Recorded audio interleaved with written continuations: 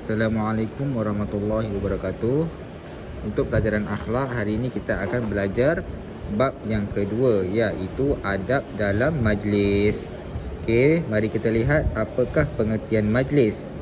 Majlis ialah perhimpunan yang dihadiri oleh beberapa individu atau pelbagai lapisan masyarakat dengan tujuan tertentu. Jadi maksud majlis ni perhimpunan.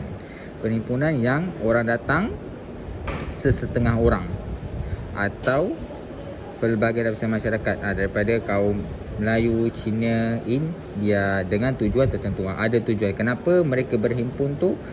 Ada tujuan. Sebab apa mereka berhimpun? Itulah yang dinamakan majlis. Sebagai contohnya apa?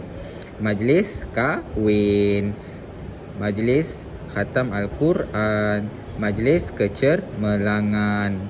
Faham? Baik. Lihat adab-adab dalam majlis.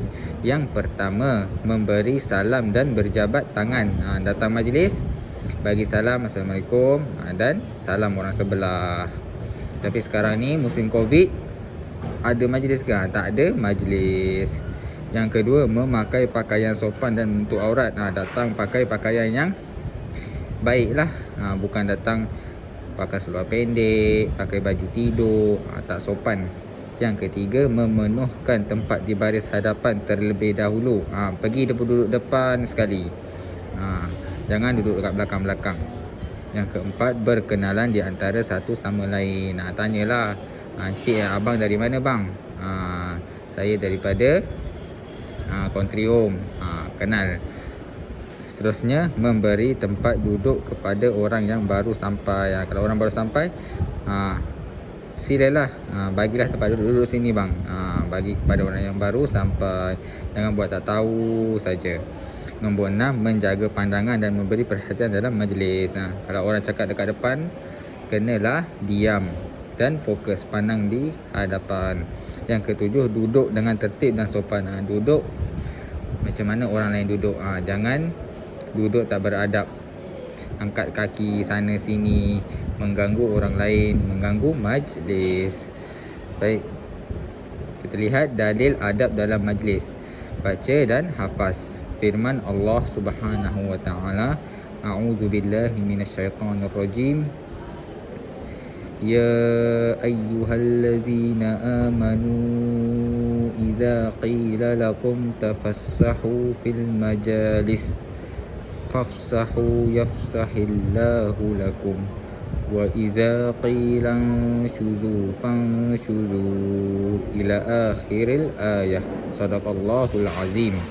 Maksudnya, wahai orang-orang yang beriman, apabila diminta kepada kamu memberi lapang dari tempat duduk kamu untuk orang lain, maka lapangkanlah, supaya Allah melapangkan serba-serbinya untuk kamu.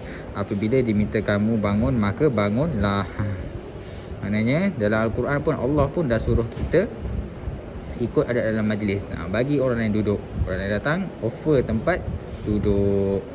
Faham? Baik, lihat fadilat beradab ketika dalam majlis. Kebaikan apa yang kita akan dapat kalau kita ikut adab dalam majlis. Yang pertama, mendapat keredaan Allah dan terpelihara daripada gangguan syaitan. Allah reda. Bila Allah reda, insya-Allah ilmu yang kita duduk dalam majlis tu akan dapat masuk. Yang kedua, mewujudkan suasana harmoni. Suasana harmoni. Siapa suka suasana yang tak harmoni? Bising, kan? Main sana sini. Ada orang suka ke? Tak suka. Jadi kalau kita ikut adab, kita akan dapat suasana yang harmoni. Semua dalam keadaan tenang. Yang ketiga, menimbulkan kemesraan dan mengukuhkan persaudaraan dan perpaduan. Datangnya kemesraan. Kemesraan ni rapatlah. Dan mengukuhkan persaudaraan dan perpaduan. Bila ada apa-apa yang jadi, bolehlah orang lain datang tolong. Tidaklah bergaduh, tidaklah berdengki. Yang keempat, menjauhi prasangka buruk dan salah faham. Tak ada nak tuduh orang sana sini, nak cakap orang buruk sana sini. Semuanya yang baik-baik. Mesti kita semua inginkan keadaan yang macam tu, kan? Sebab itulah kita kena beradab dalam majlis. Seterusnya, perkara-perkara yang dilarang ketika dalam majlis. baca dan fahami. Yang tak boleh buat apa? Mengganggu kelancaran majlis, mengganggu. Yang kedua, mencela orang lain. Yang ketiga, membuka keaiban orang. Cakap orang ni semalam jatuhlah seorang ni, semalam tergelincir lah, orang ni semalam menangislah. Tak boleh cerita dekat orang. Yang keempat, mengganggu laluan. Betul, kita datang dengan kereta ke, dengan motor ke, dengan basikal ke, kita letak tengah-tengah jalan, orang lain pun tak boleh nak lalu. Tidak boleh. Ini perkara yang dilarang. Faham? Jadi elakkan perkara ini, jangan buat. Seterusnya, akibat tidak beradab ketika dalam majlis. Apa yang kita akan dapat kalau kita tak buat, tak beradab? Apa akibat dia? Yang pertama, dibenci Allah dan Rasul. Allah tak suka. Bila Allah tak suka, dapat dosa.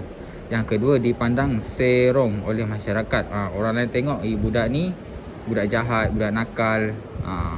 Timbul fitnah. Yang ketiga, tidak mendapat kepercayaan masyarakat. Maknanya orang tak percaya. Apa-apa jadi je kita nak minta tolong, orang tak percaya. Ni budak ni tipu ni. Yang keempat, disisihkan oleh masyarakat. Apa-apa program ke, apa-apa majlis jamuan ke, orang dah tak jemput dah. Sebab kita tak ikut adab dalam majlis. Okey, jadi tahukah anda duduk dalam majlis ilmu dipayungi para malaikat? Majlis ilmu ni apa?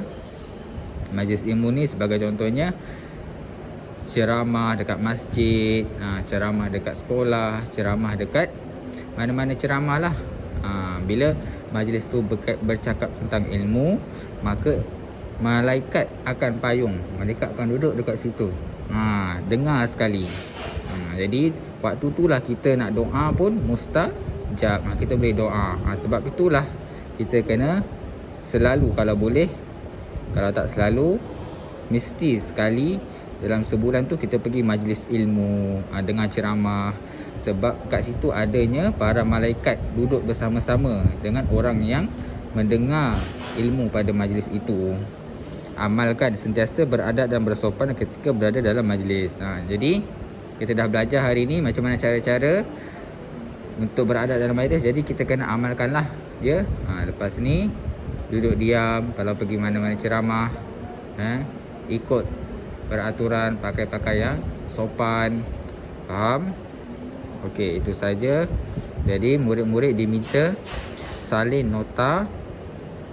Okey, buat nota adab dalam majlis, hafal pengertian majlis, 3 adab dalam majlis, hafal 3 je.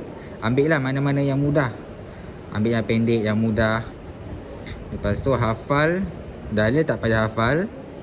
Hafal fadilat, ambil 3 yang mana-mana mudah. Perkara yang dilarang pun ambil 3 yang mana mudah. Lepas tu akibat pun ambil 3 yang mana senang nak hafal. Okey, dah siap, nanti maklumkan kepada Ustaz. Sekian pelajaran kita pada hari ini. Assalamualaikum warahmatullahi wabarakatuh.